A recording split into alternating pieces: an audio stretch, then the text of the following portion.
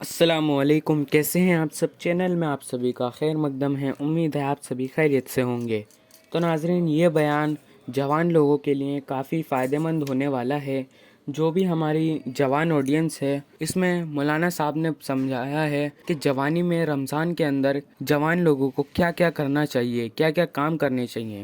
تو آئیے یہی جانتے ہیں مولانا طارق مسعود صاحب کے ذریعے سے۔ میں یہ عرض کر رہا تھا، دیکھو میرے بھائی، اگر اللہ نے آپ میں کوئی اچھی بات رکھی ہے، کسی نیکی کی توفیق دی ہے، تو اس کا بھی استحضار کرنا چاہیے۔ استحضار کا مطلب اس کے بارے میں ہمیں سوچنا چاہیے، اس کی ہم قدر کریں، اس پہ اللہ کا شکر ادا کریں۔ یہ نہ دیکھیں سب روزے رکھنے تو ہم نے رکھ لیا تو کیا ہو گیا، بھائی سب کا نہیں پتا، ہم تو نالائق ہیں یار، سب تو بہت نیک ہیں، وہ تو رکھ سکتے ہیں، ہم جیسے نالائق کو اللہ نے توفیق۔ میرا جو اللہ سے معاملہ ہے، مجھے کیا پتا آپ کا کیا معاملہ ہے، میں تو اپنا معاملہ دیکھوں گا۔ تو ہمارے نبی اپنے آپ کو موٹیویٹ کیسے کرتے تھے؟ رہب الظما، پیاس چلی گئی، وابتلت العروق، رگیں تر ہو گئیں، وثبت الاجر انشاء اللہ، اور اللہ نے چاہا تو اجر ہمارے اعمال میں لکھ دیا گیا، اجر لکھ دیا گیا ہے۔ تو اس سے انسان کو اگلے دن دوبارہ روزہ رکھنے کا حوصلہ ملتا ہے۔ اور گناہ میں الٹا، تھوڑی دیر کی لذت، یہاں سے بات شروع ہوئی تھی کہ جوانی میں بھی یہ لذتیں اگر آپ نے کنٹرول نہیں کیا نا، تو بڑھاپے میں یہ لذتیں بڑھیں گی، مگر گناہ کرنے کی طاقت کیا ہو جائے گی؟ ختم۔ تو حسرت، افسوس، ٹینشن والی زندگی۔ تو اس لیے جوانی میں اپنے آپ کو نیکی کا عادی بنا لو، اس سے بڑھاپا بڑا خاندانی گزرے گا، اللہ اللہ کی بڑھاپے میں توفیق ملے گی۔ جوانی میں تسبیح کی عادت ڈال لو، سمجھتے ہو؟ نہیں آ رہی سمجھ میں؟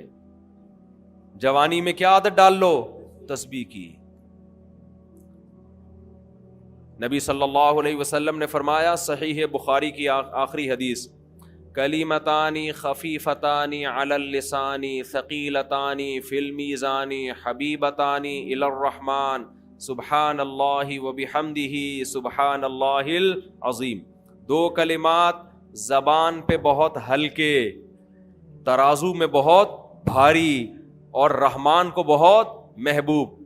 ایک سبحان اللہ وبحمدہ، دوسرا سبحان اللہ العظیم۔ یہ آپ نے اگر جوانی میں اپنے آپ کو ذکر کا عادی بنا دیا، بڑھاپا بڑا اچھا گزرے گا۔ ہماری مسجد میں ایک بزرگ ہیں، پابندی سے تراویح پڑھتے ہیں۔ آج فجر میں پتا چلا کہ روزانہ 20 پارے تلاوت کا معمول ہے۔ میرا خیال ہے 70 سال عمر تو ہوگی، 70 سال میں روزانہ کتنے پارے پڑھ رہے ہیں؟ 20۔ کیا یہ عادت انہوں نے بڑھاپے میں ڈالی ہے؟ بڑھاپے میں اتنی ہمت نہیں ہوتی، یہ عادت کب سے پڑی ہوئی ہوتی ہے؟ جوانی میں روز 20 نہیں پڑھتے ہوں گے، 2 پڑھتے ہوں گے، 3 پڑھتے ہوں گے، لیکن جیسے جیسے عمر بڑھ رہی ہے وہ تعداد کم ہونے کے بجائے، بولو، وہ شوق بڑھتا چلا جا رہا ہے۔ عین ممکن ہے کچھ دنوں کے بعد یا چند سالوں کے بعد صحت اجازت نہ دے، عین ممکن ہے، لیکن شوق تلاوت کا کم ہونے کے بجائے بڑھے گا، اور اللہ اجر کس پہ لکھے گا؟ شوق پہ۔ حدیث میں آتا ہے کسی کا کوئی معمول تھا، صحت خراب ہونے کی وجہ سے معمول چھوٹ گیا، تو اللہ اس کے اعمال میں وہ نیکی لکھتے رہتے ہیں۔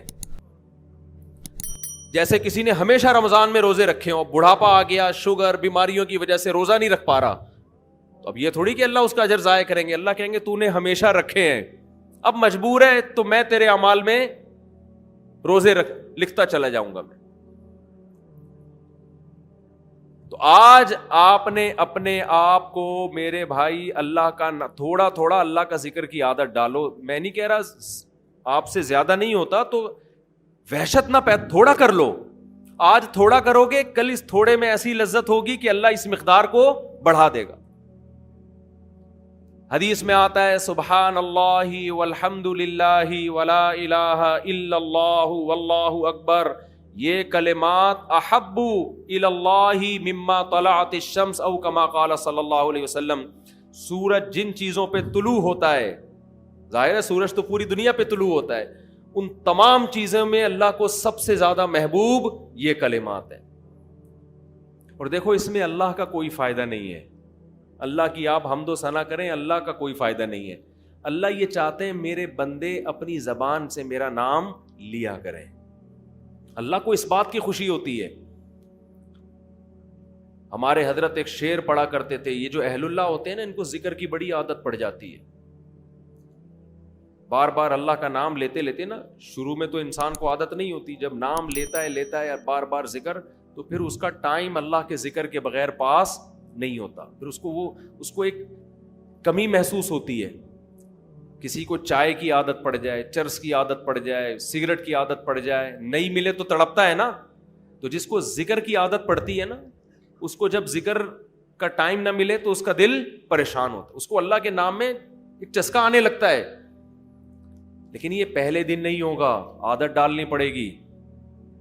تو روز آنا اس کا معمول بنا لیں, 100 دفعہ صبح 100 دفعہ شام تسبیح کا معمول بنا لیں. اس سے کیا ہوگا, ابھی شاید دل نہ لگے آپ کا, لیکن جیسے جیسے عمر بڑھے گی اللہ کے نام کا چسکا لگنا شروع ہو جائے. بڑھاپا بہت اچھا گزرے گا, اللہ کو یاد کر کے گزرے گا. کھوپڑی شریف میں بات آ رہی ہے کہ نہیں آ رہی؟ اور اگر ہر وقت دنیا کے تذکرے کرتے رہے نا, ہر وقت ویڈیو گیم لے کے بیٹھے ہوئے, پب جی کھیل رہے ہیں, سانپ والا تو سانپ والا ختم ہو گیا, اب آ رہا ہے سانپ والا. نوکیا میں آتا تھا, سانپ لمبا ہوتا جا رہا ہے, اس کو پتہ نہیں فضول ٹائم ویسٹ کر رہے ہو. ہم پریشان ہوتے ہیں یار, ہمارے پاس کاموں کو نمٹانے کا ٹائم نہیں ملتا. ہم تو چاہ رہے کاش یہ دن 24 گھنٹے کے بجائے 48 گھنٹے کا ہو جائے.